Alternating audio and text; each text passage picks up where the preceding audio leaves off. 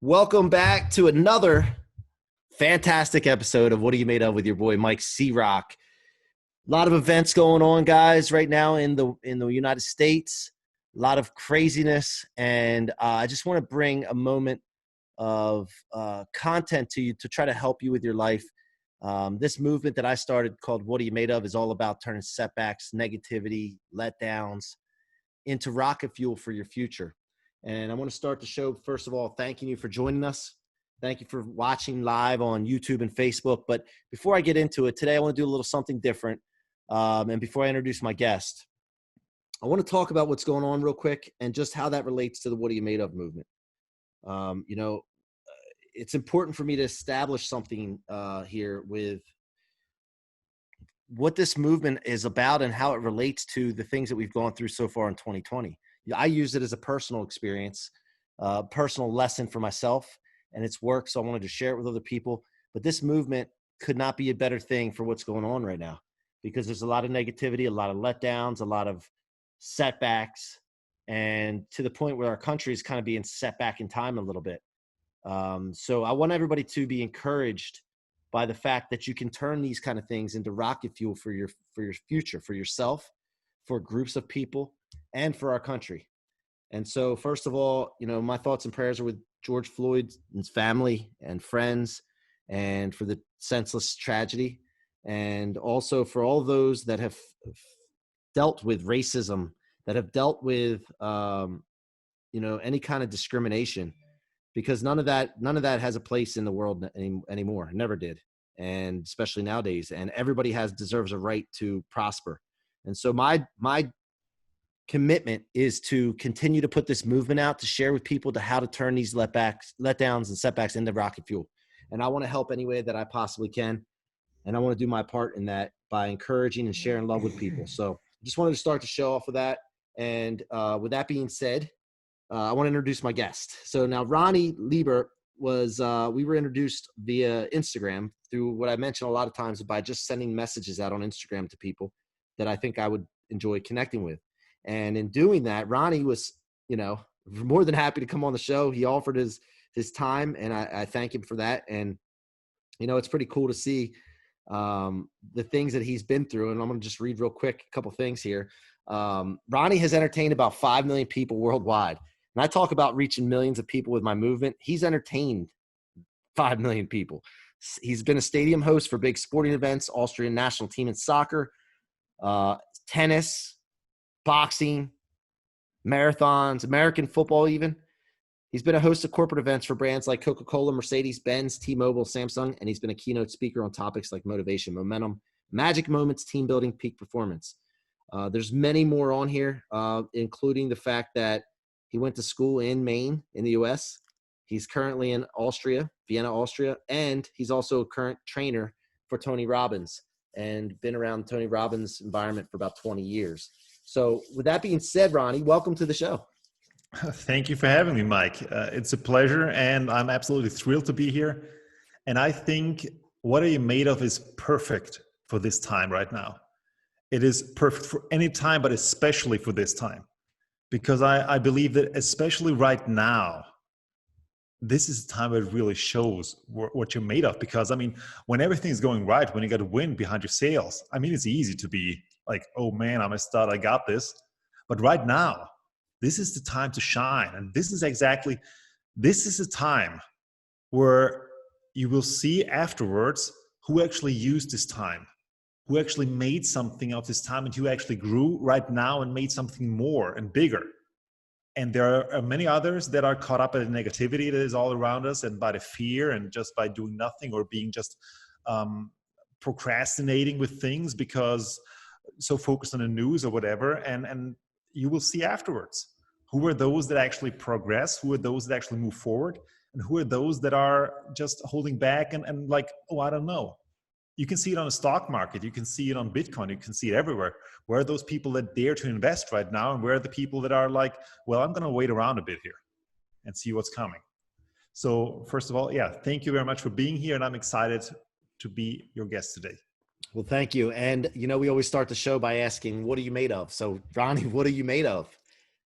Well, yeah, and I'm actually gonna continue on that. What you said and also what I just said is that especially right now, and as you mentioned, I work especially in the event industry, and as you can also imagine, right now there are no events, or basically there is hardly anything around the world right now. So we are hit pretty severely.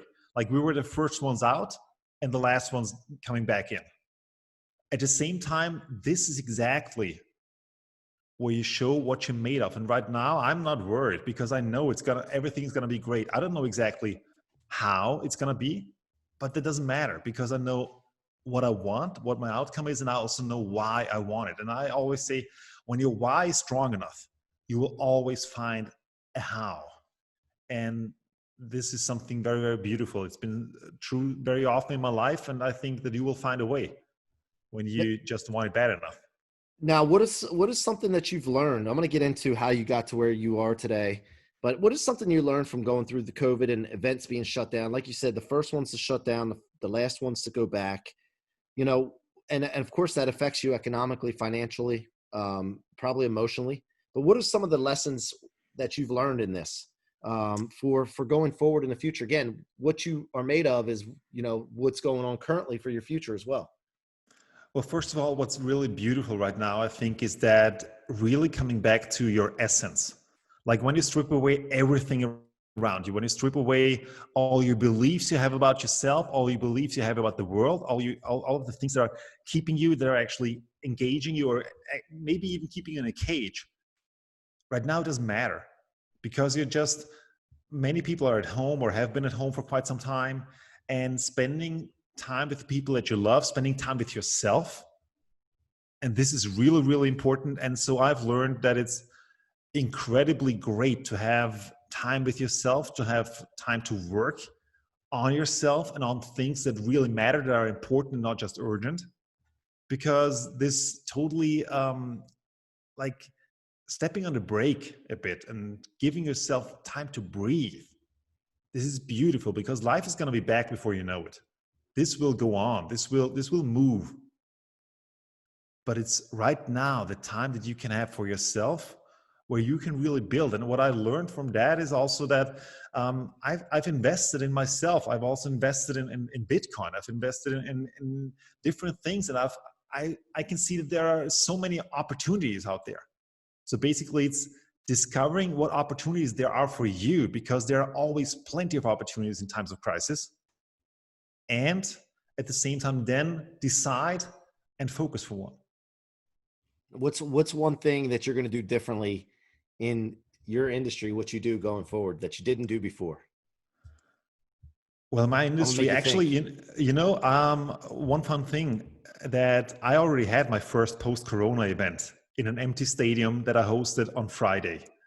That was really different. Yeah, I hope this is not going to be the future, Yeah. but we actually had the first soccer final in the world happening after COVID, with 200 people in a big stadium, and including the players.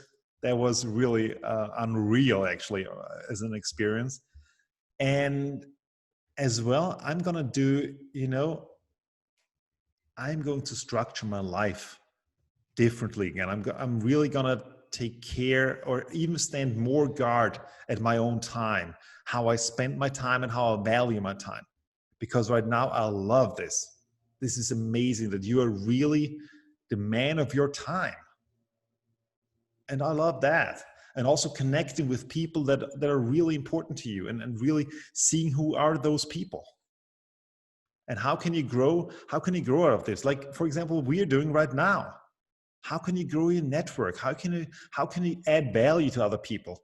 Even though when you're at home, nowadays you can build $1 million business inside your own walls. It's incredible. This is the best time ever in terms of the opportunities that are there. Yeah. Yeah. I agree. I agree with you, man. There's so many lessons to take out of this and so many different ways to operate going forward.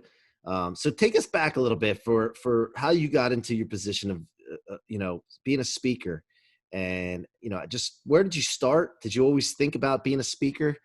Take us back. That's a fun story, Mike, because actually that was never even in my mind. Like really, there was not, when you talk about thinking outside the box, I was in the box. That was not in my box. And I studied sports and economics. Like I did 2 university studies, and even at that point when I was done, that was not even part of my thinking system. When I got done, I was like, well, okay, what do I want to do now? What is it that I really want to do? I know it maybe would have also been enough to ask this question before I started my studies. But anyway, better later than never.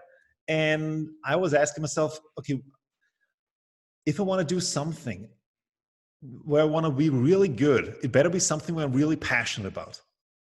But the question is, what am I passionate about? And this is oftentimes not an easy question for somebody to answer. And I'm sure that you have an answer for that, because it looks like you're really passionate about what you're doing. But I also believe that your path to getting there didn't just start right away. And when you got up, that's what I'm going to do.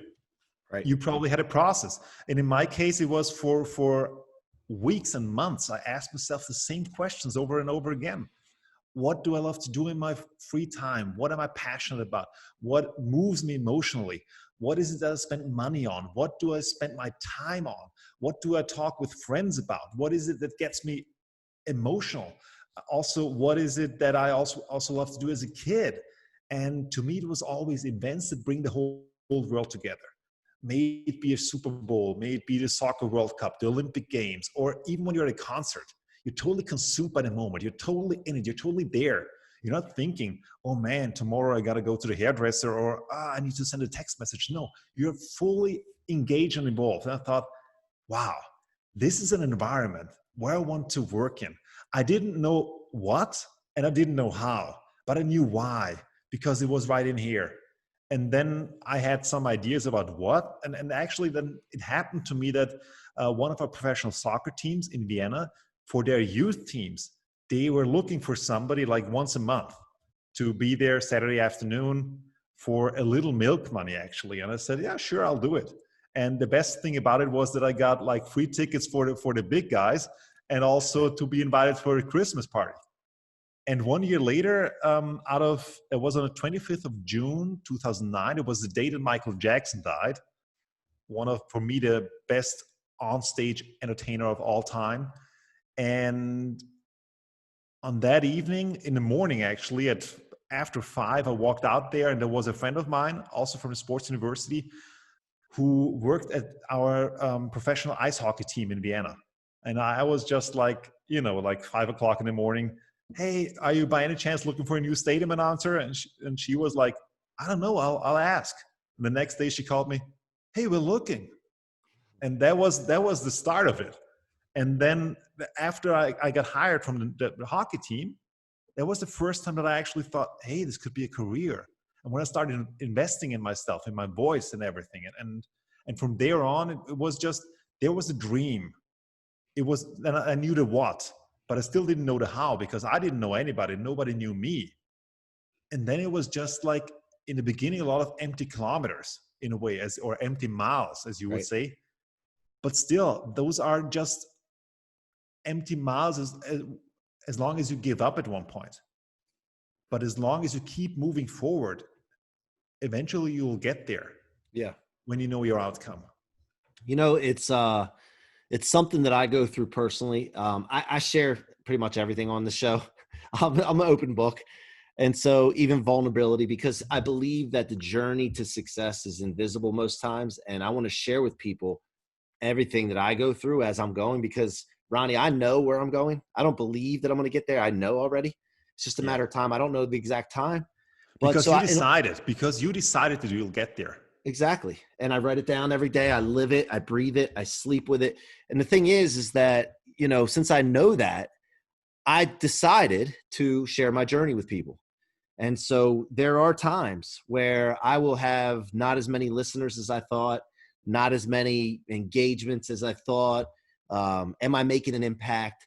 I'm not getting the feedback that I thought. There's things that happen all the time, and they go through your head, and you're wondering, well, am I on the right track? Am I doing the right thing? It feels like you said, perfect, empty, I'll say miles here, empty kilometers. Yeah, sure. And it truthfully happens. But then what happens is I keep pushing. And as soon as that thought comes into my head, it seems like it's within a day or two, something magical happens. Something big happens just to propel me a little bit further. But if I stopped and quit right then or laid off the gas pedal, I would miss that opportunity. So knowing that and seeing that and then seeing it in other people, I understand that despite the feeling of it being like emptiness, empty miles or empty, no purpose for what you're doing. I end up seeing that it's not the case, and I keep reminding myself. So I want to share that message with a lot of people. If you're listening to this, guys, whenever you decide to do something, you fire yourself up and go after it and keep going after it. And if something feels not right, maybe you make an adjustment, but don't ever quit. You just keep pressing down. And what happens is magic starts to happen, right? So yeah, exactly, Mike. It's just keep moving forward. And you know this, like when people see you doing and following a dream for some time, they get inspired. And after a while, there will be people that come and help you out of the blue. Like you didn't ask them, but they are there because they see that you're making a difference and they want to be part of that. And it's beautiful. They're not there initially when you start. Mm-hmm. But then when you see you, like when I started, I didn't know anybody, nobody knew me. But after some time, when people see, hey, you're coming back, you're not just getting punched into the face once and you disappear. You keep standing up and coming back. It's something that people value and say like, okay, maybe we should take this dude serious. Right. He's for real. Consistency. I always say this is it. Yeah. Consistency, frequency, massive action, and passion. Those 4 things lined up together is unstoppable. And, you're 100% right. At first, sometimes when you start out, people look at you like you're crazy. You're going to do what? You're going to start a podcast? Yeah. You're going to start a movement? Yeah. You're going to be a speaker at a ice hockey team? Like, that's going to be a career, really? And then you just say, yeah, that's what's going to happen. Watch. Sit back and watch. But then you start seeing these people. Some of them will leave. And then they start, when you have that success and you're consistent, like they said, they start coming back. And then they start becoming fans. And, it's not something that happens once in a while. It's a consistent pattern that you can watch in human beings. Yeah. Absolutely. Because then it's like momentum kicks in and suddenly you're taking off, like there is getting wind in your sails. Yeah. And you're getting movement. Now you have some topics that you gave me that you like to cover. And I wanted to cover some of these if you don't mind. Sure. But when you've talked in front of tens of thousands of people, hundreds of thousands of people, you have this thing on here. What does it all come down to? Like, what is the basis of that? Like, what really matters? And that is a fantastic question, Mike, because you probably don't have that, but many people, or did you know that for many people, the number one fear is the fear of public speaking? Of standing out there in front of everybody, and then they're thinking, oh my God, what are they going to think of me? Or, oh my God, what if I don't know what to say? Oh my God, what's going to happen? And I'm going to just disappear, or I want to disappear in that moment. The point is, the secret behind it is not a lot of difference between talking to 5 people, talking to 50 people, or talking to 50,000 people. The point is that you're not talking to them. You're having a conversation with them. And also besides that, it's people are not going to remember what you said. They will not remember a word that you said, but they will always remember how you made them feel. And this is like in a conversation. You need to make them feel, you need to make them feel you, to make them feel good, to make them feel understood, or just that they leave. Here's also what I think. When I start, I always have an end goal in mind. I always have something like, what is it that I want to achieve? How do I want, like with what emotions do I want them to leave this event? What is it that the impact that they should take away from this? And then it's, even when I'm talking just like in a stadium and I'm on the video wall, like on a Jumbotron or something, and I'm talking to the camera, it's as if I'm talking to one person right now. As if I'm talking to that person and saying whatever it is I'm saying, like I'm talking with you right now. Because this is where the energy is getting created. This is what the other person will realize, and will also resonate with that person. Instead of just talking to somebody, because nobody likes to be talked to. but people love to be talked with. Yeah. And what you're just explaining to me right there is not to worry about yourself. And this is something No, that we need in the United States, we need in the world right now, is more selflessness rather than selfishness. And so when you're speaking in public, and well, like you said, whether it's one person, 100,000 people, you need to start worrying or being concerned more with the people that you're talking to, not yourself. Right? totally. It's not about you. It's Yeah. about them. And and great that you say that, because many people that I can see, especially with beginners, when they are out there, or when they don't know exactly, they're not very certain about what to say or how to present it, they are caught in their head. You can see it in their internal system. You can see it in their eyes, that they are not present with the audience. They are totally consumed up in their own mind. Like, oh, what comes next? What is the next slide? Or what is the next thing that I'm going to say? Don't worry about that. Just be there and be present with the people. See what they are like, feed from them, see what they are giving you, and then feed off that energy and resonate it back, because that's what's going to create a connection with them. It's not about just being there and just like being totally inside your head, because then you don't need to be out there. Yep. Because you're not communicating with them. You're communicating with yourself, and they are just witnessing it. Yep. But you don't want that. You want to be talking with them. Yep. Yep. So let me ask you this. There's a lot of people that want to be something in life, whether it's whatever industry they're in, right? And then they get a mentor, they get somebody that they look up to. And in your case, was Michael Buffer one of those at all? Because I know you shadowed him at one time. But my question, before I get into that part of it, people I are even have a watching. picture here Oh, with there you Michael go. Buffer. There he is. Yeah. Yep. So you shouted him one time, but the thing is that how do you look up to someone, whether it was him or whoever it is, right? You look up to someone and you're interested in doing what they do. So you find them as a mentor, maybe from a distance or a close up. But how do you differentiate yourself from someone like Michael Buffer or another ring announcer or another sports announcer and make it your own? Did you, and the reason I'm asking, did you make it and emulate them first and then differentiate yourself after that? Or That is a fantastic question, Mike, that actually never really nobody has ever asked me in that way.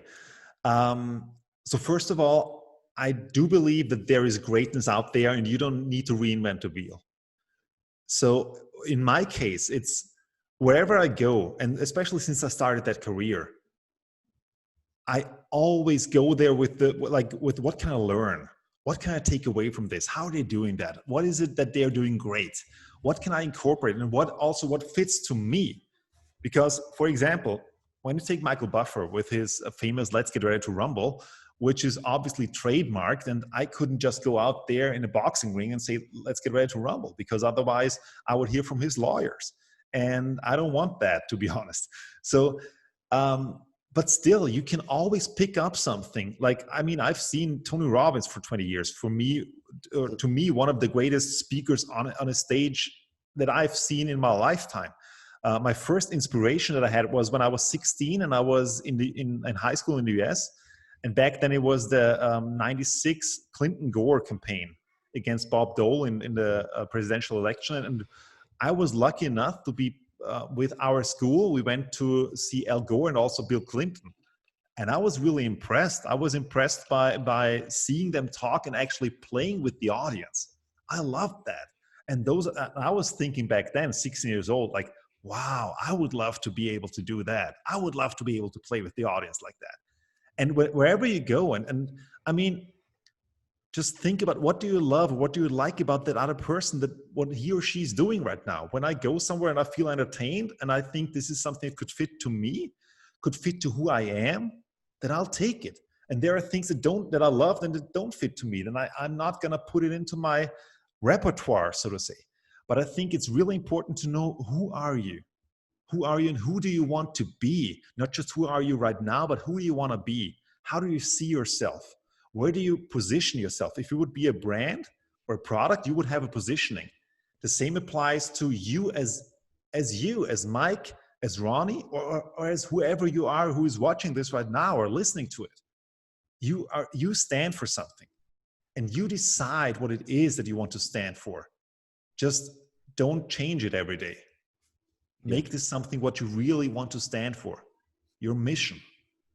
And that's how you decide, actually, I believe, what you take on. And I think this is like standing on the shoulders of giants. You just take, like you take from others. And this is how human evolution goes around. Yeah. Yeah. Great answer, man. Great answer. So let me ask you this then, on your journey. But first of all, what are you doing now? How does it work? Do they hire you for like per job, or do you have a contract, or how does it work in your line of work? Well, it depends. I mean, in general, I get paid per job. Yeah. And at the same time, there are obviously some organizations that I mean, for example, the Austrian soccer national team or the Austrian soccer cup final, I've been doing this the last 10 years. So it's not that I get a contract for every single game. I mean, it's like, it's kind of a given in a way that when I hear that there are new games on, I'm just putting them into my calendar because I know I'm going to be there. And at the same time, it's for many jobs or gigs, it's like, it depends on, like, to get booked by them. It's like with an artist. Right. So how do you stay uncomfortable and non-complacent when that happens, and not just assume that you're going to get a job? Or how do you make sure that you have jobs lined up? And how do you, because see, to me, I'm in the mortgage industry. I run a large mortgage division for Nations Lending, and we're always constantly trying to level up, keeping our graphs going up. We're always trying to make sure that we don't get complacent, don't get comfortable. We make sure we go out and hunt and kill. You know, I hate to say it that way, but we think about like, hey, we got to get after it. How do you avoid that situation? That's a great question, Mike. And I believe this is a really, really important lesson. Because I can see in the market, and obviously there are many hosts and many people also that would love to have some jobs that I have and so on. And I mean, obviously, because there's only one host. It's like when you're playing on a football team, there's just one quarterback. Yeah. And if you're number 2 or 3, I mean, okay, maybe you're still on the bench, but still it's not going to be as fun as being out there on the field. And number 4 is not even on the bench. Right. So basically then you're out. And I think the best thing that you can do, and I see so many guys out there fighting and competing for price. Like, oh, I'm gonna make it cheaper for you. I'm gonna be even cheaper. I'm gonna be even cheaper. Until, I mean, there is no way to stay profitable like that. And you're gonna be just driven out of business at some point. I think your single best guarantee to get a job or to be booked and to get booked solid is to build a brand, to build, like, to create value also with what you stand for, with who you are, to invest in yourself, to just constantly evolve your product, because you are your product. Like, no matter if you're an employee somewhere, if you're working for yourself, in mortgage, it's the same thing with your clients. They need to know, why do they take you instead of somebody else? And this is exactly the point. Why? What's your why? And that's the thing also that they need to feel, because how do they connect with you? Like Simon Sinek with Start With Why, you might be aware of. Yeah. A fantastic book. And also it's like Apple there are people lining up days before in order to get the new iPhone. I don't see that happening with Huawei or whatever, or like with some other cell phone companies. And so on. I mean, it's because they have a strong why, because they build a tribe. I think that's especially important to build that and to create that around you, and follow your dream, like really, and get it out there. Yeah. And believe in yourself. Great info right there, man. I love it. Now I'm going to finish with this question. And before we go, I want to make sure that my audience can engage with you and how they engage with you. I put that in the Facebook and YouTube in the text section, but also I'll put it in the show notes. But before I ask the last question, what's the best way for my audience to engage with you? Well, first of all, obviously, Instagram or Facebook or LinkedIn, it's always Ronny Leber, RONNYLEBER, in one word. Or also you can come to my homepage, ronnyleber.com. It's also an English version available, English and German.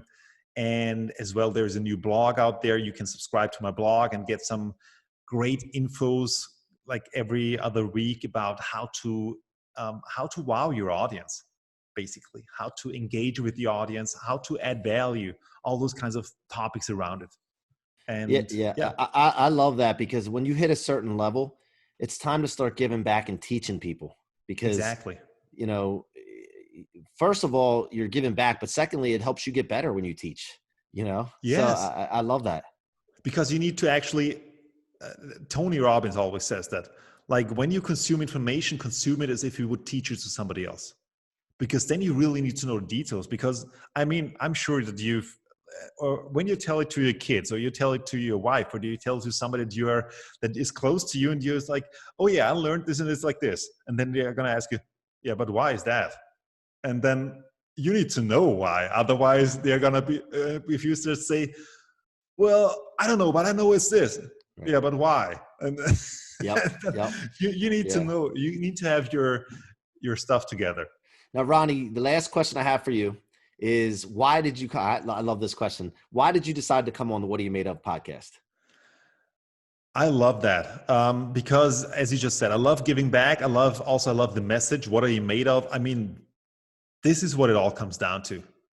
Because basically, especially in our day and age, with all the opportunities and all the possibilities that we have, I also believe that misery is as high as it's ever been. And people that are unhappy, people that are, or I mean, you can see it in relationship status, single people.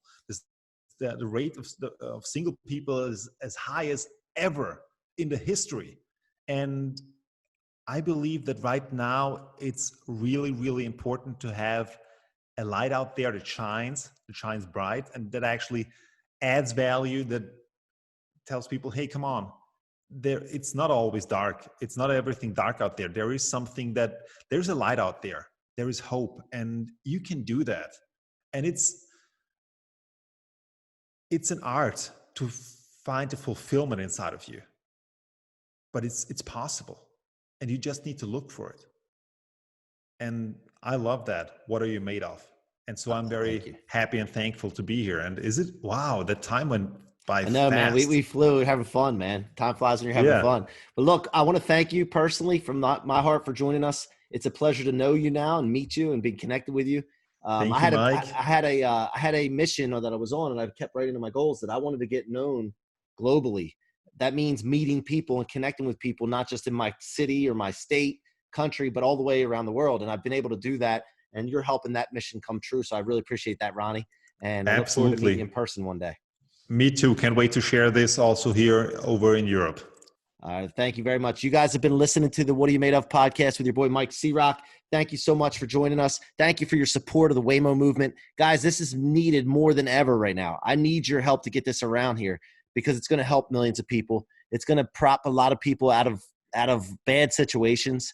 And if we can all be selfless, not selfish, selfless, by pushing this movement around, we're going to help millions. And I really appreciate you doing that. So until next time, I'm your boy, C-Roc. Be great.